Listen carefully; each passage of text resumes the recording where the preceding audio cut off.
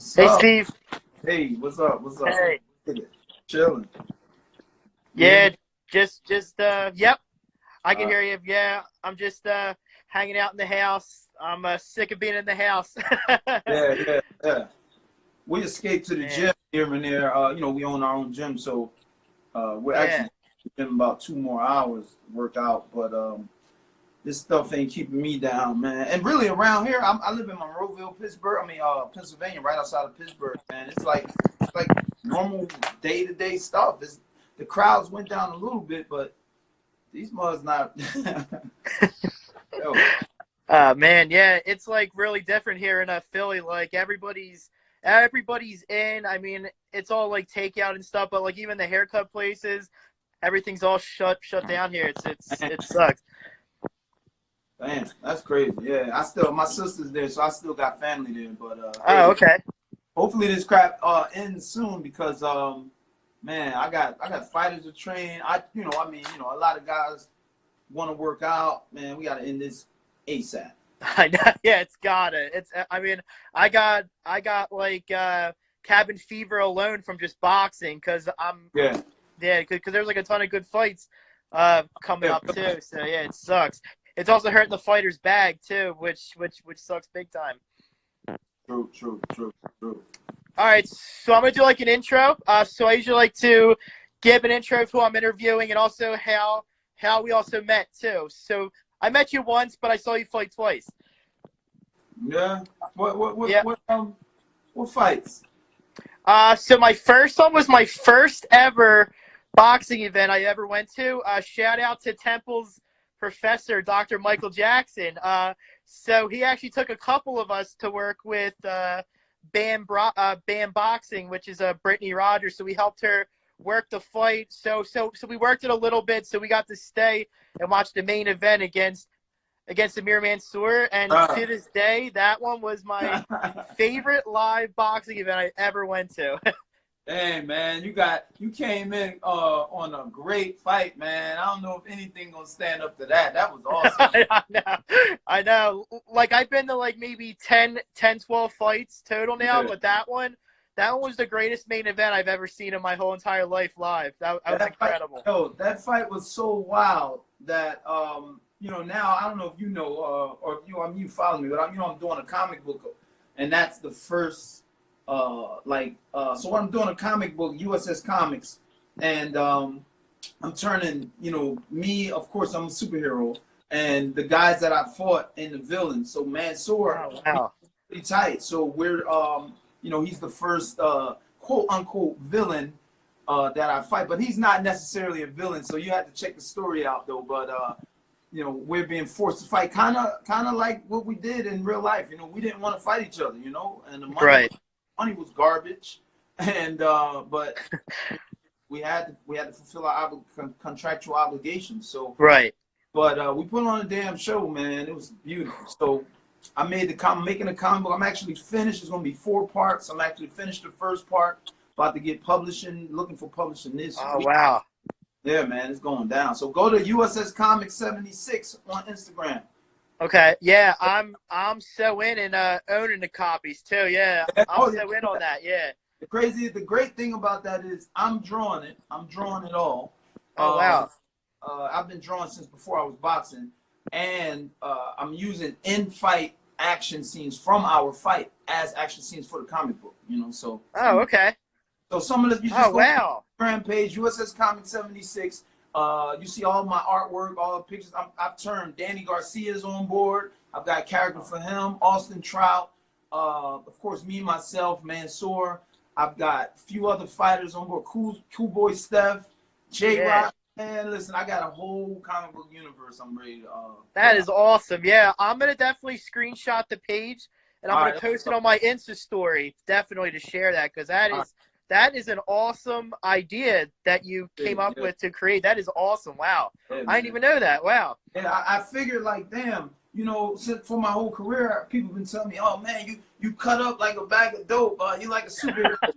And I was always drawn, and I'm like, man, what the, I would just draw random pics in training camp. So I'm Yeah. like, I'm like, I might as well draw. Let me draw me as a superhero, and that started. Man, this has been 10 years in the making. That started Wow. 08, man.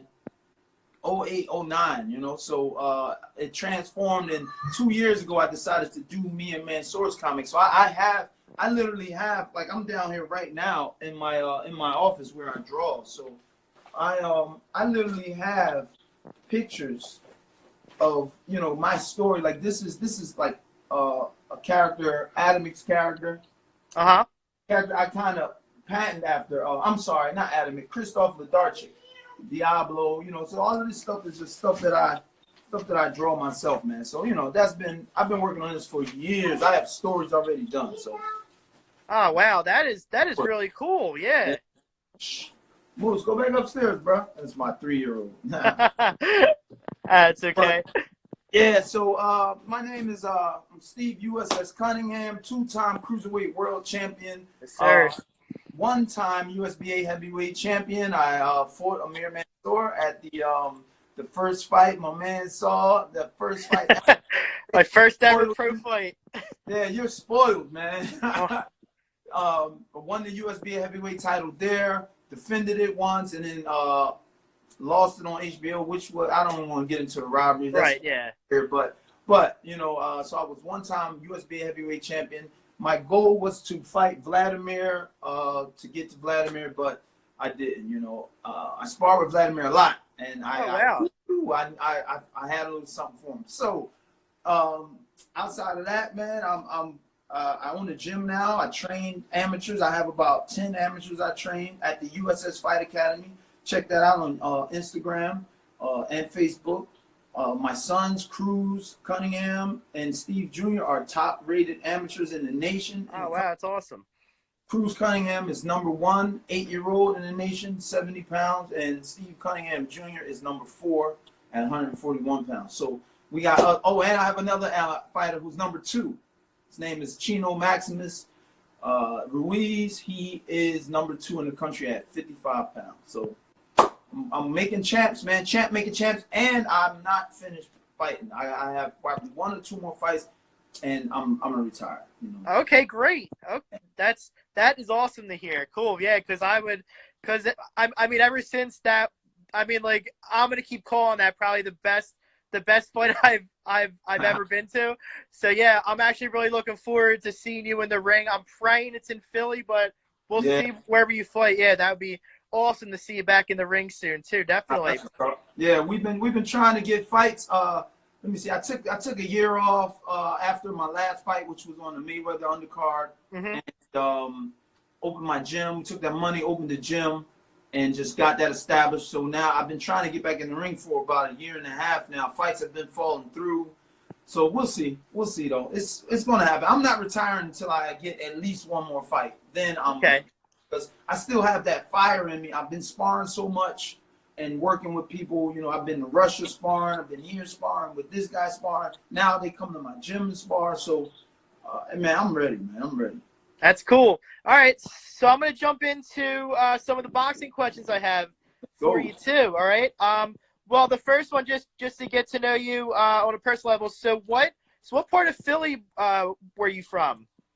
So it's probably one of the reasons why I'm a fighter is because, you know, I was born in North Philadelphia, 25th and Marston Street, off of 25th and Cumberland, and we moved around. You know, after I was 7 years old, my mom and dad split up, and we moved around a lot. I was with my mom, and you know, we moved here. We moved to Southwest Philly.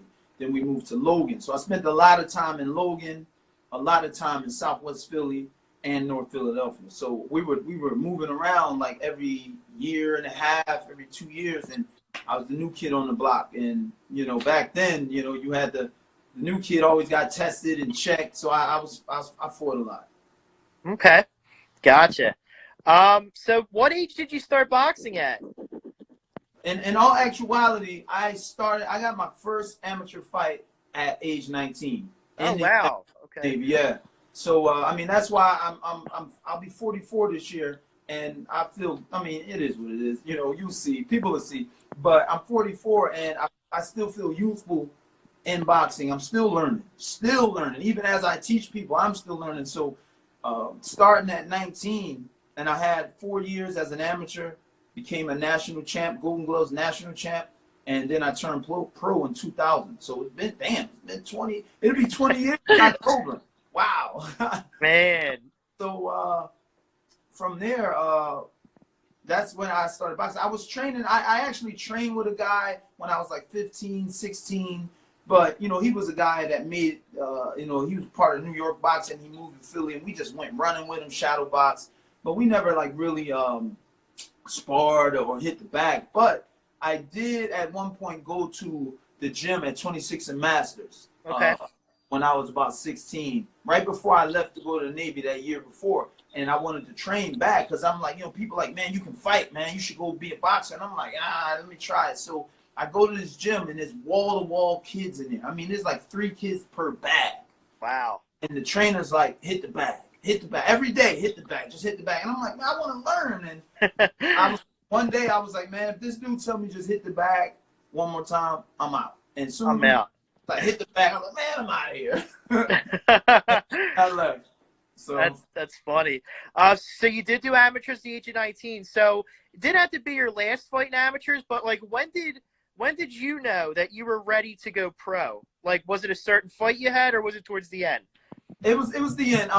After the 2000 Olympic trials, or the 99 Olympic or not even trials, nationals, to get to the Olympic trials, I lost to the guy who I beat him the year before, but I lost to him this year in the nationals where it counted, and he made the Olympic team. I didn't, you know, I was top 10 light heavyweight in the country anyway at the time, but I didn't beat this guy. So then I knew I'm going pro. You know, I'm like, this is the Olympic year. Once it's over, I want to go pro.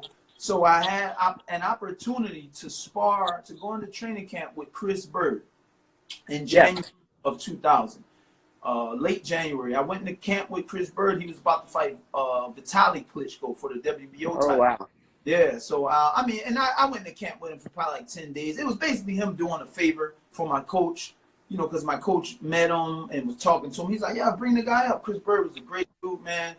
I got in there, I sparred with Chris, and Chris tore me up, but I learned so much, you know, and I'm ready to go pro. You know, I'm like, yeah, we going pro, man. We're going pro. And man, ever since then, man, I've been sparring with whoever I could spar with, because I saw how that elevated me. You know, it took me up another level. Gotcha. Wow. That's cool. All right. So my next question, I don't mean to make you sound old. Hey, so when you So when you made your pro debut, I was in 5th grade at the time. So your pro debut was in Savannah, Georgia, October 28, 2000. You won a split decision against Norman Jones. So I usually like to ask this with boxers. Were you nervous, or was it everyday business? Like, what was it like for your first fight? It was everyday business, and you're nervous. You know, yeah. Even when I spar, I get nervous because I want to be great. You know, even today I still get a little nervous. But you understand the nerves, even before a fight or sparring. That's just you getting ready to take impact, for you ready to take back, go into battle. You don't let those nerves mess you up to where you don't perform. You let those nerves tell you. So that fight, man, has its own little story, but I'll make it very short. I was in Georgia, and I got a call from Evo Elder's dad. Some of you guys who know boxing know Evo Elder. His dad called me, Greg Elder, and was like, hey, he woke me up 12 o'clock Saturday. I was in bed with my now wife, and he woke me up like, hey, I heard you want to go pro. I heard you're turning pro. And I'm like, yeah. He's like, well, I got a fight for you tonight at 7 o'clock. Wow. Yeah. In Savannah, Georgia. We were in College Park, Georgia, and he was like, a car come get you, take you there. It's $1,000 for 4 rounds. I was like, I was broke. I was flat broke because I wasn't working. I was just boxing. And man, I went down there, man, on 6 hours notice, man, and beat that dude. Beat him. Wow, that's awesome. That's how state, man. Yes. So so your first 19 fights, you were like a house on fire.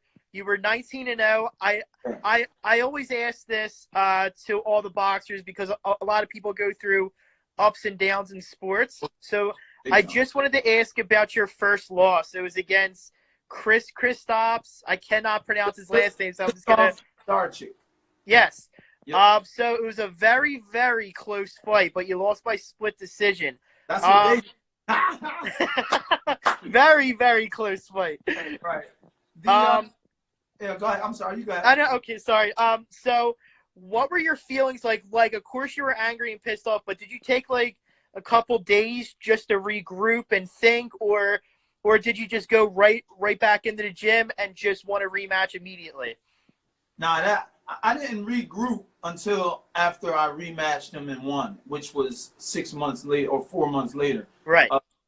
We that losing that fight, and I didn't lose. You know, I don't. You know, my career. This starts the plaguing of my career of robberies and home cooked decisions for these guys because, for some reason, my promoter at the time, Don King, would send me over. He said he would send me overseas, send me to Germany, send me to Poland. He didn't have any faith in me. So I get here, I'm fighting the number 3 guy. I'm number 1. I'm fighting the number 3 guy in Poland. I have to go to Poland and fight him in his country, his home country. And they just cook up all kind of means in order to cheat. And the American judge had me winning 11 out of the 12 rounds. The German and Polish judge, right. The German and Polish judge had me losing, 7 rounds and 8 rounds. That basically goes, and I don't know that American judge. And I ran to him when we were leaving. He's like, "Hey, I scored the fight from what I saw. Like, you won that fight." So we got the immediate rematch because they didn't give us the urinalysis test afterwards. So losing that fight, though, it devastated me, man. It devastated me because every fighter wants to stay undefeated. Nobody, wants to be beaten. And then losing my donut in that fashion as a home cooked meal, yeah, man, it destroyed me, man. I was walking around throughout the day crying in the house sometimes, man. Boxing meant that. And so I was back in the gym that week because I had so much anger in me, and the boxing gym has always been a anger release, a place of releasing the anger for me, man. So I would just train harder and harder. Okay. Yeah. No. Thank you so much for sharing that. Because I know, like a lot of people, it's hard to reminisce on the first loss. But thank you for answering that question for sure. And like that also goes into how very political boxing can be at times. Unfortunately, it sucks. I mean, look at Manny Pacquiao against Joe Horn. Like Manny won, but Joe wound up getting the decision over there. It's nuts. All right, so my next question.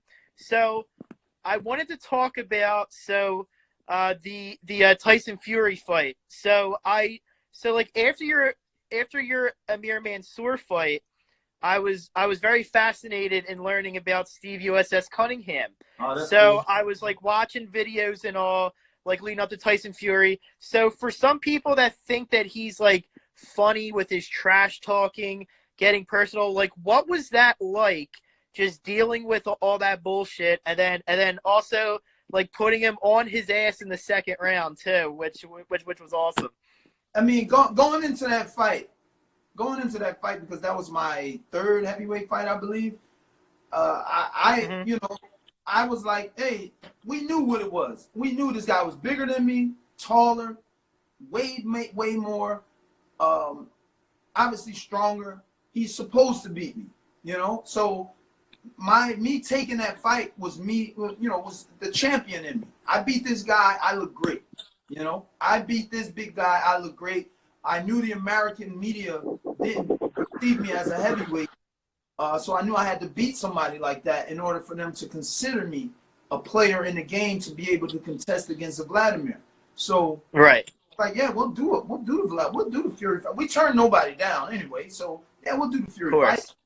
With all the trash talking, it really, and you can see it at the press conference. I was on fire, man. Like I was this close to him. Yes, you were. Because I'm like, dude, you're already bigger than me. You're already, way more. You're already told her to beat me. Why are you talking all this trash? You're supposed to beat me. You know, that was my mindset. Like, dude, like, why are you trash talking? Like, everything's in your favor, even here in America. So I was very angry at that, man. You know, like, wow, this dude's really going overboard. You know, then in the fight, getting that knockdown, just, oh man, see my face. It was unbelievable. And you know, yeah, I lost the fight. And again, that's another fight. I'm not even going to get into the technicals. Everybody saw what it was, but me knocking him down has done some wonders for my career. It's opened doors. I've made so much money just because of that knockdown. You know, people, they want me to commentate here, talk about Fury for this. They pay you for that. They want you this. It's just putting my name out there. Even Fury saying it himself, I'm the hardest fighter of his career, amateur or pro. So, yeah, which is huge. Yeah, it's huge. He's the top heavyweight right now. You know, he's the number one guy. So, man, listen, I still feel like I still win in that situation, you know, or I still won. Yeah, that was a hard right. Like, you could hear the leather pop, because I actually watched it earlier this morning before I confirmed with you if you wanted to go live, and just the pop of that right hand, like, you could just hear it. It was crazy. It was perfect, man. My trainer, brother Nazim, said the first day of training camp, he said, you're gonna knock him, you're gonna sit him on his pockets with the overhand right. And we trained that overhand right all day. Boom, every day in camp. And when Tyson Fury threw a lazy jab, it just happened. I was shocked. Like, oh, you know? Yeah. Oh my God. All right. So even though we touched up a little bit on the Amir Mansour fight, so let's go into so even though we did touch base on how amazing that fight was and all, so how did that fight come about? Was that Russell Peltz, the one that wanted that fight to happen? Like, how did you guys wind up agreeing the fight? So I was signed with Main Events, who basically were working with Russell Peltz all the time, you know, or I guess dealing with the Philly area. So we already knew that they would try to get me and Mansour to fight my last fight before that. So I lost to Fury. And then my comeback fight was against Manuel Quezada from West. I beat Quezada, unanimous decision, but that was on the undercard of Amir Mansour versus the former basketball player. He knocked that guy out in Atlantic City. So Nazim, at the press conference for that fight, before the fight, Nazim leaned over to me and said, you know they're going to ask you to fight Amir Mansour after this fight. And I was like, you think? Now, me and Amir were pretty close. Because, you know, Amir Mansour sparred with me numerous times to help me get my second world title back. And, you know, we became close. I would see him throughout the city, here and there, South Street. Right. Bro, you know, we were cool. I never thought I'd fight Mansour. And I try not to fight guys that I know because, you know, it's like, hey. So to get into that, we get the call from Main Events after the fight, probably like 2 weeks after the fight, after my Quezada fight, and they're like, hey, we want you to fight Amir Mansour. Now, we knew Amir Mansour was with Peltz. We knew Main Events had their relationship with Peltz. So we knew this was like a Peltz setup. You know, That's what he does. He puts Philly against Philly. That's just what he does, you know. And we told him, the first thing we told him was, hey, what about the other heavyweights in America? You know, why do I have to fight somebody here that I know? Like, y'all can't get nobody from Texas? You can't get nobody from California? You know, anywhere else? You have to go here in Philly? Like, what the freak? So they, you know, it's business-wise, man. Then they lowballed us. They tried to lowball us. We asked for a bit more money, and it wasn't even a lot. We just didn't even think they were going to do that. And we negotiated on a low price that was higher than the original, though. But gotcha. And Amir accepted, you know, I mean, we got families, you know, we have to, and we had contracts. So if we'd have turned that fight down, it would have been a contractual, you know, fight that we turned down, and we had to take the fight. But, you know, it was a Peltz setup, you know, I mean, I won't say setup. That's just the way Russell Peltz does business. And we were angry at that. Like, dude, get somebody from Florida. There's heavyweights all around. Like, why am I fighting the guy I know, you know, the guy I sparred with? Yeah. But the only, now hindsight, the only downside of that fight was, I mean, for Mansour, of course, he took a L, but it wasn't a loss for him. That dude, he almost got me out of there. You know, he almost got me out of there. Mansour is the hardest hitter I've ever faced. Yeah. Ever. You know, so he almost got me out of there. That second knockdown, the first knockdown was flash. I was like, oh yeah, I'm good. Yeah. Tried to throw a right hand because I knew he was coming, and boom, boom, boom, boom, and that one hurt. That second one hurt. Like I never was hurt like that, like pain wise. I was just like, woo, and then the bell rung, and I was able to gather myself back. Yeah. But it was the real downfall for that fight was we put on a good show, but we just didn't get paid. You know, I mean, I didn't make $100,000 for that fight. You know, neither did Mansour. You know, it's crazy, but it's all good. It's a classic. Yeah. People enjoy it, and hey, man, we did our thing. Yeah, that was. I mean, like even though I said it 100 times already, I couldn't have asked for a better first fight to be at. That was incredible. Yeah. So Thanks, it man. was. Yeah, I was very appreciative that the both of you were somehow able to get through the emotions and knowing each other and just putting on an incredible main event that everybody hopes and wishes for to see in boxing. Definitely. That was nuts. So my next one I have for you. So you have Nazeem Richardson's your trainer, and obviously he is the famous trainer of Bernard Hopkins. So how'd you wind up getting linked up with him, and how beneficial has it been for your career to have him in your corner? Oh man, I'm gonna make this short too. Yeah. I you know, everybody who fought in the amateurs in the late '90s, in the 2000s, they knew Brother Nazeem because he had his twins. One's an Olympian. He had his cousins, you know, Carl Dargan, and then he had his son Bear. He just had a team, Concrete Jungle, and they would kick butt. You know, they're legends in amateur boxing. So we would see them. And everybody, I knew, I first saw Brother Nazeem and was like, that's who I want to train. This is in 2000. This is in 99. Wow, okay. I'm like, yo, I want that dude to train me. Like, and, you know, I lived in Atlanta. I moved from Virginia after I got out of the Navy to Georgia, went from Georgia to back up to Philly. And I told my wife at the time, I said, yo, I didn't have a trainer at the time. And I'm like, there's only one dude I want to train me. And I told her about him, and I had his number from the amateurs. I called him and was like, hey, Brother Nazeem, I'm moving back to Philly. I need a trainer. Would you train me? And he was honest. He said, listen, I just took on Bernard Hopkins. He was like, I won't have the time for you. You know, he said, I won't do that to you. And I was just like, all right, man. So, you know, years went by. I'm back home in Philly, 2002, training at James Shuler's Memorial Gym. Yeah. Nazeem would come through there with his squad sometimes, but he would show love. You know, he would give you pointers because I was going to the gym. I had a trainer now at the time, Richie Giacchetti, but he lived in Ohio, and I would just go out to his farm during training camp.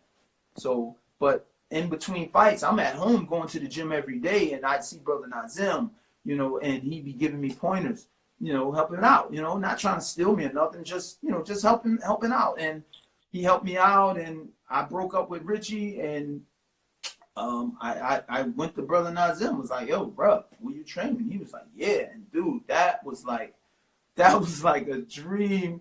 I am not playing. That was a literal dream come true. You know, it's like, yo, I got this dude. He's training me, because the thing about a trainer and fighter, if the fighter doesn't believe in his trainer, what are you there for? Right. You know?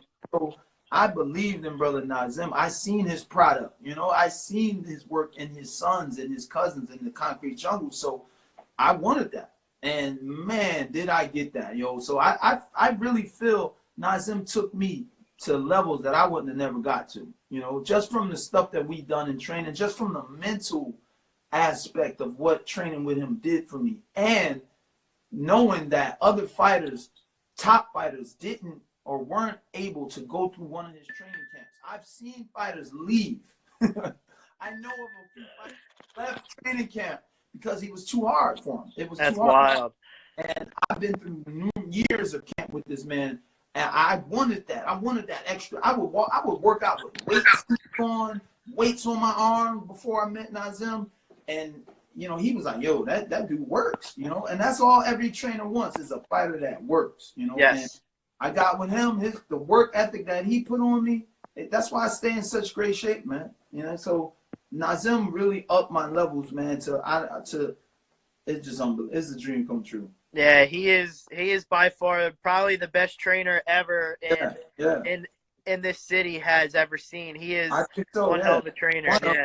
One of them, yep. And he comes from that Bowie Fisher school, you know. He was under that Bowie Fisher umbrella, you know, so he's using, you know, oh man, it's just an awesome experience, man. Shout out to brother Nazim, man. Oh yeah.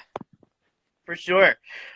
So my next one's a fun one. I usually like to ask boxers this. So obviously you had the cut weight to be a cruiserweight, and then when you're a heavyweight, you can pretty much weigh wherever you want from 200-pound plus. So like, what were some of the foods that you had to cut out for your nutrition, and what type of workouts did you do to get ready to make weight and train for a fight? All right, this is the crazy thing with me. As a cruiserweight, I never was over 200 pounds. Wow. I was always 196, 194. I would go to the scale drinking a gallon of orange juice. And I did it because I had those 2 pounds to spare. I was always like 197, 198, 196. And in my later cruiserweight fights, I started hitting 200 or 199. But I would drink all that at the scale just to intimidate the other guys, you know, let them see I'm in shape, you know. At heavyweight, man, I that's why if you look at my weights for my fights, 203, 206, 207. Right. The Tyson Fury fight, they have me down as 210, which in all actuality, I drank a gallon of milk before I got on the scale. Wow. Just to look heavy, because and at that era, you got to remember, in that time, it was Vladimir's, you know, I mean, the Klitschko brothers. Right. Fury, the tall, you know, then you had the other bigger guys, you know, that were in the heavyweight division. So they were looking for a big heavyweight from America whom they thought was going to contest those bigger European fighters. And the word was, oh, Cunningham's just a small, he's a small cruiserweight. You know, I was always known as a small cruiserweight. So they didn't really respect me as a heavyweight until after the Fury fight, because they didn't think I had the power. They thought size means power. It doesn't. So I drank that gallon of milk in order to look 210. And in all actuality, I wanted to be 210, 212, 215 at a max, but I just couldn't hold on to the weight. I started taking weight gainer, creatine, all of the means and this supplements to hold on to water, and I would lift after, you know, about 3 times a week, and I just could not hold to. I went in the camp, in the beginning of the camp, that first week, I'm like 208. Wow. At the end of the camp, I'm about 203, 204. I would leave heavyweight camps 201 sometimes, 200 pounds, and I sweat so much. So I would just, you know, read all that stuff was probably liquid fluid, man. It was fluid and a little bit in muscle, because I was lifting a bit, and I was much bigger. You know, you can see I stuck out more. Right. Yeah. And I was 207, 206 pounds, 205 pounds at best. You know, so that was it. So my issue was holding weight. Holding weight, yeah. So I could eat whatever I wanted. Whatever. Okay. And I was trying to eat everything, but then those past probably 3 last fights, I was eating more healthier. But all my career though, I cut the sugars out, especially like during training camp. Mm-hmm. No sugar. Probably after the first 2 weeks, you show me a cookie or a cupcake, I'd be like, oh, get that out of here. You know, I just, you know, wouldn't do nothing for me. You know, it was like a negative. I tried to cut out. I drank so much water. I mean, I would drink especially even a cruiserweight, but especially as a heavyweight, I drank about 2 gallons of liquid a day. Oh wow. Yeah, I drank a gallon of water a day, no doubt. And because I was working out twice a day, running, then later on working out, so I needed that liquid, those fluids back in me. Then I would drink like orange juice or iced tea, a lightly sweetened iced tea, something with flavor, just to get the fluids in me to keep the weight on. And I sweat it right off, man. I'm leaving the gym at 202. I'll come in weighing at 208. Like, yeah, leave the gym at 202. You know? Wow. That was, you know, but And then, you know, I just still go fight them guys. That's Nazim's thing, man. We're going to fight at the weight we come in at. So I weighed in 203. I think Tarver, I fought him at 203. I fought, you know, 4 guys at 207, my first heavyweight fight. Fighting guys 230, 220, it didn't matter, man. A fight is I sparred heavyweights a lot my whole fight career, you know. So it was I knew how to handle it. The weight, I knew the weight didn't mean more power, you know. Right. All right, so I have 3 more questions, and I'm gonna let you go. Thank you so much for your time. Yeah. All right. We ain't doing that. We on lockdown. I know. So my first of the 3 is so could you talk about your naval career? Thank you again for your service. So you served from 94 to 98. Yeah. So could you talk about how you joined the service and like what was that like? All right. I mean, when I joined the Navy, I was actually drawn. In high school, art was my major. You know, I was scheduled or planning to go to the Art Institute of New York or the Art Institute of Philadelphia. That was my initial goal. My mom, it was a single parent home. She never went to college, you know, so she wasn't able to tell me what I needed to do that 11th grade year. In all actuality, I went from 10th to 12th because I had enough credits. So I took night classes. So I was able to, I only did the 11th grade for probably like 2 months. Then my guidance counselor was like, hey, listen, if you do night courses, you do 2 night classes, you have enough credits to graduate this year. I was like, let's go. Let's do it. So that's what I did. But art was my major. So after lunch, I had art class, you know, for 4 periods. And I just, you know, I didn't listen to the art teacher. He's like, get your portfolio ready. I didn't have anybody in my corner to tell me, yo, get financial aid or this and that and send this out. And next thing you know, it's April, late April, and everybody's getting their acceptance letters, and I didn't get one. And my art teacher's like, you didn't send out anything. So then I'm like, wow, what do I do? If I stay in Philly, I'm going to get in trouble, you know, as an adult, because I used to do some old street stuff when I was a teenager, you know. So, but I had stopped when I was about 16 and was like, hey, I want to graduate. You know, I want to live. I don't want to go to jail, and I want to graduate high school. So then I got serious with school, and I like, what do I do? If I stay here, I will end up back on the streets doing that bull crap. Then the next day, the Navy recruiter came and he said everything I needed: college money, travel the world, get out of Philly, and meet girls. You know? So I was out. That was it. I signed up. I took that summer off, stayed in Philly for the summer, and then September 20th, I was gone. I went to the Navy, joined the Navy, man. That was probably one of the best decisions in my life, you know, because it showed me that there was a bigger world than the hood, you know. I mean, and even now, like I have 3 sons, and I tell my sons, like, if I knew there were jobs like forensic pathologists, you know, this and that and that, I probably would have went for that. But in the hood, you don't see those careers, you don't see those people, or you don't know them. You know, you're in the hood, you're looking at drug dealers, alcoholics, drug users, you know, rappers. You know what I'm saying? You're looking at hustlers. You're not looking at career men. You know, so you're not seeing them. So you are what your community is. That's the truth. So but something hit me and was like, you got to get out of here. I got out of there, joined the Navy, was an aircraft refueler on 2 aircraft carriers, got on the Navy boxing team in '97, went away to the Armed Forces tournament, which is in Port Hueneme, California. So basically, I got stationed on the Navy boxing team, and for 4 months, boxing was my job in the Navy. Like, I woke up, ran, went to the gym, the rest of the day was ours, and we got paid. You know, we were the Navy boxing team. That's what we did for those 4 months. Oh, that was the life. That was awesome. Man, and we got extra money for eating, for food money. We got like $500 extra a month. So, oh, wow. Yeah, it was great, man. So, you know, once that dissolved, I had about 6 more months left on my enlistment, and I wanted to re-up, do 2 more years to try to make the Navy team again, and, you know, and bank some money, you know, because now I was making more money. I was E4, not advanced, so, you know, I was making okay money, but I was just like, my command wouldn't let me. You know, I got a new division officer, and he wasn't about sports. he was about work, work, work, and I'm like, oh, I got to get out of here. Yeah. So when my time came up, I got out the Navy, man, and pursued the career, which was a gamble because now I'm leaving a career I'm leaving a career from, you know, getting paid twice a month.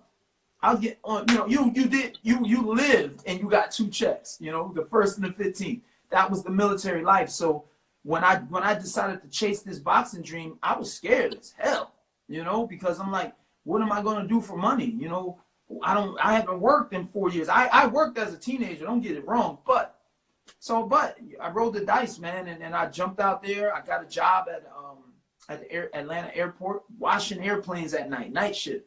Oh, wow. Washing the jets off. And then I got a job doing putting the food on the plane. It used to be called Dobbs International. Now it's Gate Gourmet.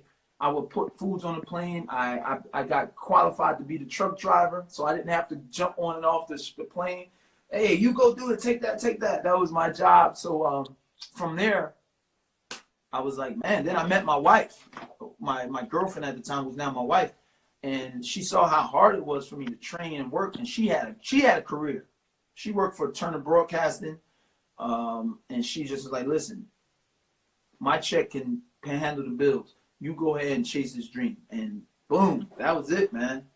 That was it. That really, I mean, man, shout out to my wife, man. Like, yes, no doubt. Yeah, I met her at the second fight. So I actually have this. So we were talking about a man's store. But this was my second fight that I went to against Natu Vicinian. That was also another good one, too. Another big guy, man. I mean, but my mindset is I'm a fighter. I would get in there with a 500-pound, 8-foot. It doesn't matter, man. I'm a fighter. You can be beat. You're a human being. There's a way to beat you. I'm going to figure it out, you know, or attempt to beat you. Yeah, that was also another good one. He actually went up in the hospital, if I'm not mistaken. It was like a 7th round. The ref wound up not having him come out of the corner. Yeah, stoppage. Yeah. I put some. You know, his mouth was all cut up, man. I mean, my advantage is my speed and athleticism. Oh yeah, for sure. Size does nothing. You can be big as hell. That don't mean nothing. If you can't catch me, you can't land a shot on me. And my skill set don't allow that, you know. So Brown, these big guys, they're getting tired, you know, and they're slowing down while I'm picking up. Right. You know, that was great, man. I love the heavyweight division. Oh yeah, for sure. I want to my career out as a heavyweight, you know. Definitely. So my next one I have. So we touched a little bit what you're doing now. So you have the comic book, which is amazing. You also started your own boxing gym and program, which is fantastic. If you could touch a little bit on that, that would be awesome. And then also, I believe I saw you at the J-Rock fight, right? You were doing some of the announcing for the commentating, for the prelims. Yeah. So why don't you touch up a little bit on that, and then also your commentating that you got into. Yeah, that'd be awesome. Okay. Oh, speaking of commentating, shout out to Abner. Abner Myers is in the house, man. Hey, so yeah, I from day one as being a boxer, finishing a career. Me and my wife always talked about that. Finishing a career and commentating was the goal. You know, being a world champion and being a commentator. That was always our plan. And you know, just. You know, people are always saying, hey, man, you speak well, you articulate, you know, that type of thing. So, you know, commentating was it, man. I'm actually working on a contract right now with FS1. So I was scheduled to commentate the Kirk Johnson fight. Kirkland fight, I'm sorry, against Hernandez. On the 14th. I was in D.C. I got off the plane, called my wife, said, hey, babe, I'm here. Tell the driver, you know, this and that. And she was like, everything shut down. I was like, what? So I had to come back home. But shout out to FS1, man. They looked out. They're still looking out. And hopefully when they reschedule it, hopefully it's sooner. But the gym. So I took time out to start to open the gym, man. After my fight with Tabiti on the Mayweather card, which you know, I just was down about. I felt I should have got that nod. But I did see where I could have turned up. but that's all good. So I'm like, man, listen, let's prepare for our future. Let's open this gym. We always wanted our own gym. We found the building. We linked up with the owner, worked out a beautiful deal, and we started doing classes. We do Parkinson's class. We help it's called Rock Steady Boxing. We have that program. So in the mornings we do the Parkinson's classes with our Parkinson's members. Then we do kids class. That's where our bread and butter is. And I don't mean money. I mean success. I mean we've got videos out now on the USS Fight Academy. It's on Instagram at USS Fight Academy, where we're doing a bullying campaign, a no bullying campaign, and we've getting so many praise reports from teaching these kids, giving them confidence, them standing up to bullies. Not necessarily going to the school beating them up, but they're not bowing down to these bullies. And I was bullied as a kid. That's one of the reasons that helped me become a boxer. And I understand them. I know exactly, what they're going through. So these kids' lives have changed. We see it with our own eyes. Kids spar. We get them sparring. Man, we got about 25 to 30 kids in our youth class program. We do adult classes like weight loss classes. And I have amateurs that fight, that go around the nation. Shoot, we've been to Cuba. My son's for Italy, Ireland, and Cuba. So, and that's my 17-year-old, and he wants to go pro. So, man, listen, we're training, we're working, just making things happen. Like I said, I use the hashtag champ making champs. That's what I want to do, man, and that's what we're doing. That's awesome. Yeah, I'm very happy and also excited to hear that you're doing great in the community through your boxing gym and all. It's just great. You're keeping kids out of trouble, teaching them life lessons too. That's fantastic. Appreciate it, man. Yeah. So my last question's a fun one. I'm actually doing a poll with all the Philly boxers I've been asking. What is your favorite Philly cheesesteak spot, or it could be chicken cheesesteak spot in Philly that you have to go to? Oh man, Jim's all day. I'm a Jim's dude. Jim's or even Ishka Bibbles. If the line is too long for Jim's down South Street, then we scoot right over to Ishka Bibbles, man. Those are my top two, hands down, man. I love them. Jim's was in the hood. Like when I lived in Philly before we moved to Pittsburgh, we lived in West Philly, and like 2 blocks away, Jim's was there. So Jim's is the spot, man. I love it, bro. Like we did the at the J-Rock fight, we went to Jim's down South Street with Did you? Yeah, they hit me up. They're wearing the truck, and they're like, man, we hungry. Like, Steve, what's the best cheese steak spot? I'm like, let's go to Jim's. So they loved it. That's cool. Yes. So far I have been the lone wolf. So mine, and everyone thinks that I'm an idiot for choosing it. So mine is Tony Luke's. I really enjoy Tony Luke's, but everyone's been choosing Phil's, John's Roast Pork, Ishka Bibbles, or Jim's, Yeah, Tony Luke's is nice, man. I've had Tony Luke's. Yeah, Tony Luke's is probably 4 or 3 on my list, Yeah. I actually had one, and I was shocked. A Philly boxer. It was Frankie Trader said Geno's, but he hasn't had a cheesesteak in a long time now. Yeah. But I don't do Geno's, man, and they're like for the tourists. You know what I mean? Yeah. Geno's, and what's the other one? There's another one down in South Philly that's pretty big, but I don't do those. Those are like I think it's Pat's that you were thinking of. Yeah, Pat's. Yeah, I don't do them. Hey, shout out to them though. They've been there the longest, I believe, but I'm good. I'm Jim's, bro. Yeah.